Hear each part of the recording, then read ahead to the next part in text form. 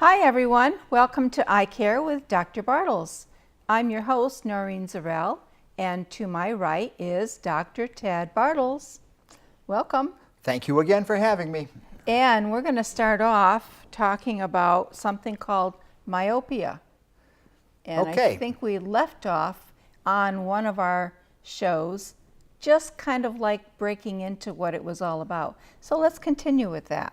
So myopia, it's a fancy eye doctor word for being nearsighted. And what nearsighted means is that the eye cannot focus at far away, and so it focuses only at close range. And that's how that term came to be. So one of the big things today in public health is myopia or nearsightedness. People are developing nearsightedness at a much higher rate than what we all should be comfortable with. If you look at some of the Asian countries where this is becoming an epidemic, you are finding that between 85 and 90% of young adults are nearsighted. And some people will say, well, so what? So we have glasses, we have contacts, we have surgery. What's the big deal? Okay, and if your goal in life is to sell glasses, then I suppose that's a pretty good way of looking at it. But ideally, we are providing long-term health. And so what is the big problem with being nearsighted? Nearsighted eyes are more susceptible to other eye diseases. And so that means cataracts will develop earlier, although cataract's not really an eye disease. Okay, choroidal neovascularization, which is a fancy way of saying macular degeneration, retinal detachment. Okay, all of these are serious public health issues and is just not really a good thing. And so we're starting to look at, once again, why do eyes turn nearsighted and what we can do to help prevent it. Okay, the original studies went back to the 1950s where they took monkeys and they put the monkeys in boxes and they had them look at pictures up close for a very long period of time, and they found, yeah, all the monkeys turned nearsighted. So they're saying, it must be that near work starts to create some problems. There were studies done on Native American tribes in the Arctic where predominantly they were hunters for a living, and then all of a sudden civilization caught up with them and they sent the kids to school, and the grandparents and parents were normal-eyed, and all of a sudden the kids started turning nearsighted. So they said, oh, there must be something with this.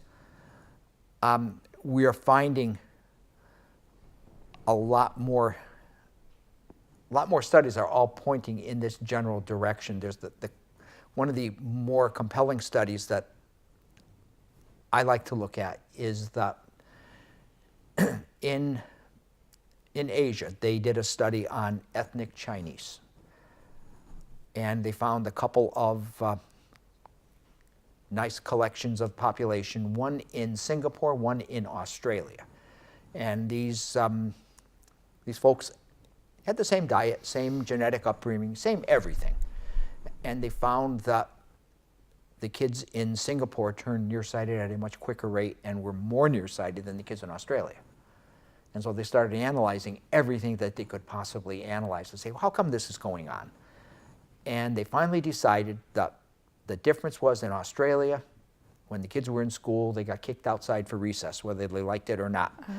And in Malaysia, it was optional, and because of peer pressure and everything else in the culture, okay, nobody went outside for recess because everybody had to get the edge in academics. And so they were constantly put in a situation where whatever they were doing was something that was either reading or with a device, and it was all up close. Absolutely.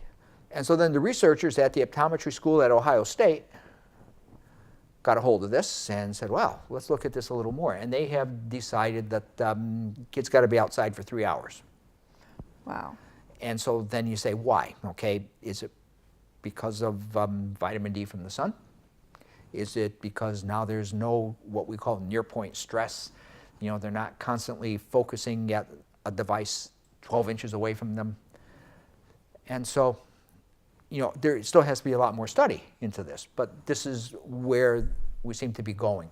And so we want to say, not just because we don't want kids running around with thick glasses, but for the betterment of the individual as they get older, what can we do about this? What can we as eye doctors do about this? And we had talked about correcting the vision with glasses.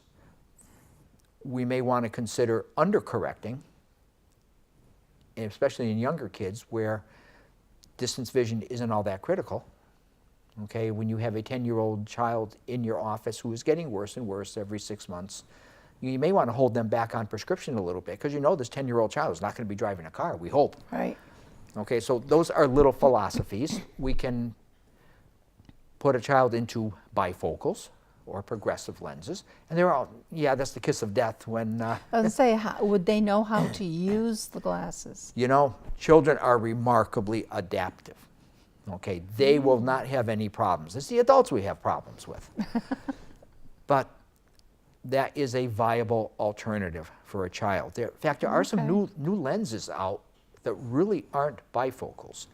But research has shown that maybe if the bottom part of the lens is just a couple of steps weaker than the top part of the lens, this is beneficial for the child in developing. So we have that to fall back on. We've always said that when we put a child into contact lenses, that slows down the progression of nearsightedness. Now, is it because of the fact that the child traditionally is a little bit older and their bodies are changing and maybe they're not developing as fast? Or is it because the contact lens is actually doing some good? And there have been studies done on twins where one child got glasses, one child got contact lenses, and the contact lens kid ended up not as nearsighted as the eyeglasses kid. So we can do that. Yeah. The newest thing, and we touched upon it in our last episode, was atropine. Okay, atropine is a drug that eye doctors use to dilate the pupil for examination. It is a very powerful dilating drop. It paralyzes muscles inside the eye besides, so that the focusing muscle, the ciliary muscle, okay, that is contracted when you do close work, it is relaxed when you do distance work, okay, is relaxed constantly. So there's not the stress on the eye, and the thinking is, well, maybe the eye will not turn as nearsighted.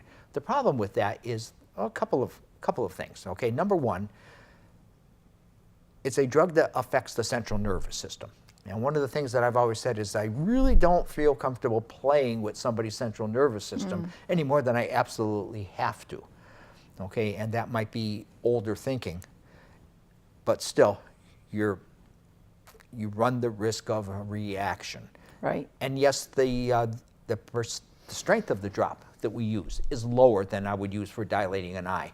Still, there is that possibility. The other thing is that atropine dilates the eyes, even in low dose. Okay, so now you have a young eye with a very large pupil.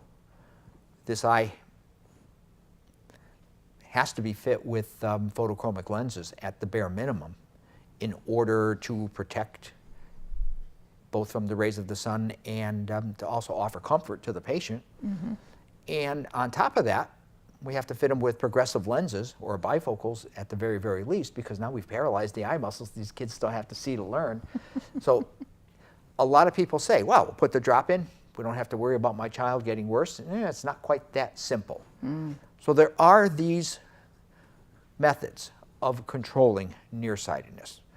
Now, we used to say that we had to worry about kids being nearsighted, well, until they hit 18 or 19, and then they would level off. And if you read the old textbooks, this is what we all truly believed. Okay, the eye was developing till we hit age 18, this magical age, and then everything was hunky-dory. Okay, but we know now that the human brain is still developing at 18, and it's not going to be fully developed for a few more years. So, you know, maybe we were lying to our patients all along and saying, oh yeah, you're going to hit 19, you're going to be fine.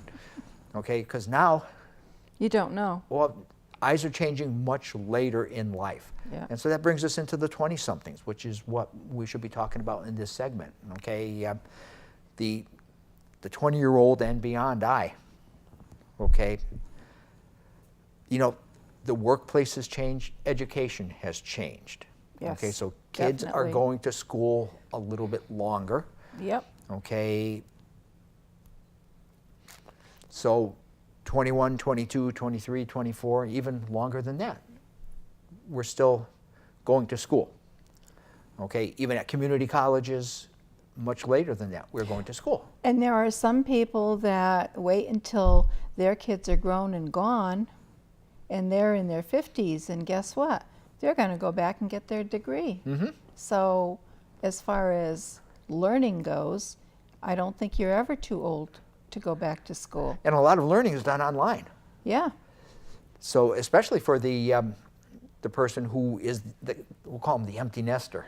Yeah, that's Okay. a good one. Yep. You know, maybe going to a physical hands-on classroom is not quite practical. And That's so we true. do online learning. And so we're doing devices again. Yep. But even if you look at the workplace, okay, when we used to do exams on patients, we would provide work glasses. They were mostly safety glasses for people who worked in factories. Okay, Right. we had to protect their eyes for when the CNC machine down at the shop decided to implode on itself and send out shards of metal all over the place. And so Or even the light. safety glasses were Yep. clunky. But now, what do we have? Okay, the machinist still, he tends his machines, but he does a lot of that on a computer. Okay, the auto mechanic, at one time, you know, you crawled into the engine compartment. Okay, now cars come with computers. You have to plug your computer into the car's computer and then read off a screen as to what's going on. Okay, vision is changing. If you look at when you go to your dentist, okay, eye protection is worn. Okay, some of it prescription, some of it non-prescription. Okay, in the medical field, the same thing. Yeah. Okay, carpenters. Okay, we have to protect their eyes. Okay, and landscapers. Okay, you're out there with your weed whacker. Okay, you can be the weekend warrior in your own yard with the weed whacker, but what about when you're doing this for a living? Right. Okay, and now is probably a good time to bring in to this discussion blue light, you know, because this is a favorite of mine, blue light. Blue light is readily available from the sun. Okay, our bodies need blue light. Okay, we need blue light to control sleep cycles. Okay, but all of our devices, and this starts with overhead lights that are fluorescent, they all give off what we call high energy blue light. And so what does blue light do? Why do we care? Okay, when our bodies developed on the plains of Africa, the sun was out. We were active. The sun went down, we went to sleep. It was very simple. Okay, blue light in the brain, okay, forces the body to produce melatonin. Okay, melatonin is a hormone, keeps us active. Okay. Okay, when the sun went down, there was no more blue light, melatonin didn't get produced, we went to sleep. Mm-hmm. Okay, when we sat around the fires did not give off blue light. Fires are more of red-orange, so that wasn't the problem. Okay, but now all of our devices give off artificial blue light. Blue light has a very high energy to it, more so than red light because of the shorter wavelengths. Okay, so blue light enters our body through the eyes, stimulates the production of melatonin. We stay awake. Okay, ask pediatricians how much childhood insomnia they see these days, and they will all tell you, oh, we see an awful lot of it. Really? Okay, it's because kids are bombarded by blue light. Kids, young adults also. Computers at school and then go home and they Got have your their devices, own your iPads, your iPods, your i this, your i that. And so it affects sleep cycles. Okay, from an eye doctor's point of view, well, it's not my department. Okay, but still, public health is. And so if this is a problem, we should be helping out. Now, from an eye doctor's standpoint of view, okay, blue light causes glare. Okay, when you're riding out at night and you see the fancy cars coming with their LED headlights, and you say, oh my God, it is so awful. That's what that is. That's what that is. Oh. Okay, so we know the blue light, for the same reason that the sky is blue. Okay, blue light is scattered, that produces glare. That's Okay. again, a public health issue. Okay, it's not a horrible one because the lights go away, but it's a short-term thing. What is much more important is the blue light is the only type of light that enters the eye. Okay, the rest of it gets absorbed by different structures, but blue light makes its way to the back of the eye. And so you say, so what? Blue light, because of its properties, can stimulate chemicals that are inside the eye that will bind with sites that accept oxygen. Okay, that's called oxidation. Okay, and you've heard of how we should all be taking antioxidants. Oh, yes. Okay, oxidizing processes cause aging. Okay, but in the eye, contribute to macular degeneration, which is something that we don't want. Right. Now, this oxidation effect, okay, is cumulative over time. Okay, what makes this especially problematic for younger children is that you and I have this chemical in our lenses called human lens pigment. Okay, we have been producing human lens pigment probably from when we were 20, in our early 20s. And it builds up, and it does block some of this. So we have some natural protection. But a 5-year-old eye staring at a smartphone because it's a good babysitter, okay, is letting all this blue light in unabated. Okay, yeah, it would be like the lineman in football jumping the gun, nobody stopping his progress to the quarterback.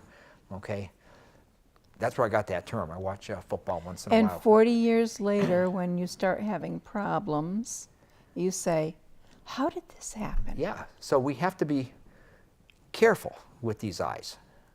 Okay, so how can we protect?